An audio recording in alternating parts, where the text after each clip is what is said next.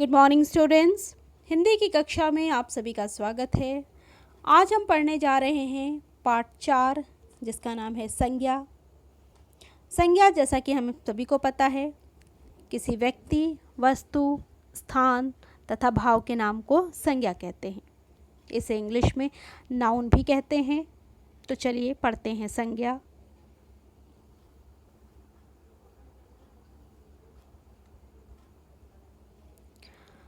राहुल और रंजीत दिल्ली में रहते हैं।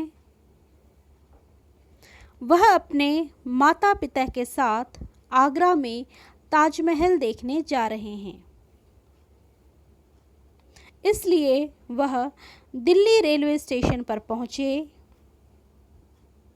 प्लेटफॉर्म 4 पर बहुत से लोग बेंच पर बैठे हैं। कुछ टिकट खरीद कर आ रहे हैं। उन्होंने भी टिकट खरीदा।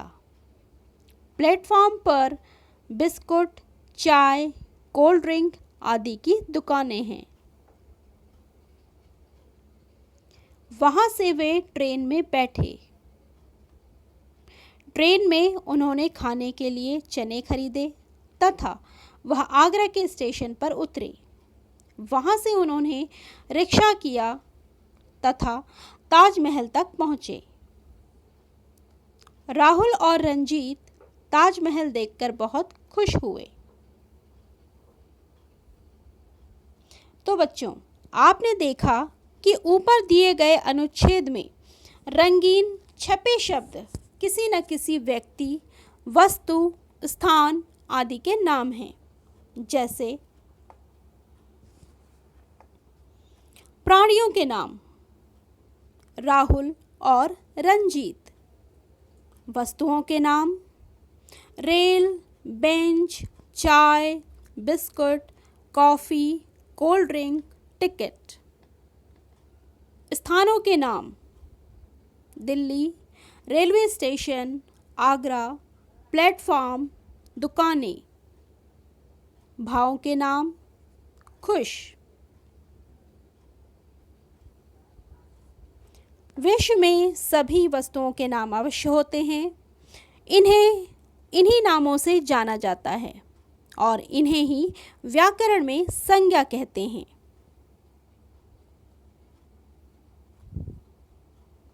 इस प्रकार किसी भी वस्तु, स्थान, भाव और दशा आदि के नाम को संज्ञा कहते हैं। संज्ञा के भेद। संज्ञा के मुख्य 3 भेद हैं: व्यक्तिवाचक संज्ञा, जातिवाचक संज्ञा और भाववाचक संज्ञा। व्यक्तिवाचक संज्ञा जिस शब्द से किसी विशेष व्यक्ति, वस्तु या स्थान के नाम का बोध हो उसे व्यक्तिवाचक संज्ञा कहते हैं। जैसे महात्मा गांधी, नरेंद्र मोदी, भारत, मुंबई, कुरान, बाइबल, हॉकी, ताजमहल आदि। कुछ अन्य व्यक्तिवाचक संज्ञाएं निम्न प्रकार हैं। जैसे व्यक्तियों के नाम लता, नमन, गीता, अनिल, रुचिका, अमिताभ बच्चन आदि। दिन तथा महीनों के नाम सोमवार, मंगलवार, बुधवार, जनवरी, फरवरी, मार्च, अप्रैल आदि। देश तथा नगरों के नाम भारत, जापान, लखनऊ, चीन, दिल्ली, मुंबई, लंदन आदि। नदियों तथा समुद्रों के नाम गंगा, यमुना, सरस्वती, कावेरी, हिंद महासागर, अरब सागर आदि। त्योहारों के नाम दशहरा, दिवाली, होली, ईद, क्रिसमस, गुरु पर्व, स्वतंत्रता दिवस आदि। पर्वतों के नाम हिमालय, अल्पस, सतपुड़ा, विंध्याचल, कैलाश आदि। पत्र पत्रिकाओं के नाम अमर उजाला, पंजाब केसरी, जागरण, सरिता, मुक्ता आदि। दूसरा नाउन है, दूसरा संज्ञा यानी कि जातिवाचक संज्ञा।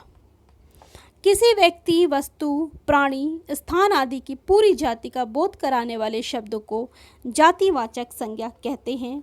इसे हम इंग्लिश में कॉमन नाउन भी कहते हैं, जैसे लड़का, लड़की, गांव, शहर, किताब, खिलौना, पशु, पक्षी आदि। फिर है भाववाचक संज्ञा, जिसे इंग्लिश में हम एब्स्ट्रैक्ट नाउन भी कहते हैं। जो शब्द किसी व्यक्ति, वस्तु, स्थान आदि के भाव, गुण, दोष, दशा आदि का बोध कराते हैं, उन्हें भाववाचक संज्ञा कहते हैं।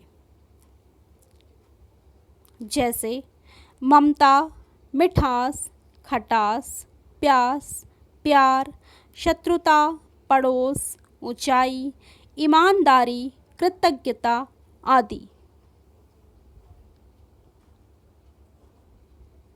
आइए पढ़ते हैं कुछ विशेष बातें। भाववाचक संज्ञा को न हम देख सकते हैं, न ही इसे छू सकते हैं। इनका केवल अनुभव किया जा सकता है। अब समय है कुछ मुख्य बातों को दोहराने का। व्यक्ति, वस्तु, स्थान आदि के नाम को संज्ञा कहते हैं। संज्ञा के मुख्यतः 3 भेद होते हैं: व्यक्तिवाचक, जातिवाचक तथा भाववाचक। भाववाचक संज्ञा को न देख सकते हैं और न छू सकते हैं। इसका केवल अनुभव किया जा सकता है। इस पाठ में बस इतना ही। धन्यवाद।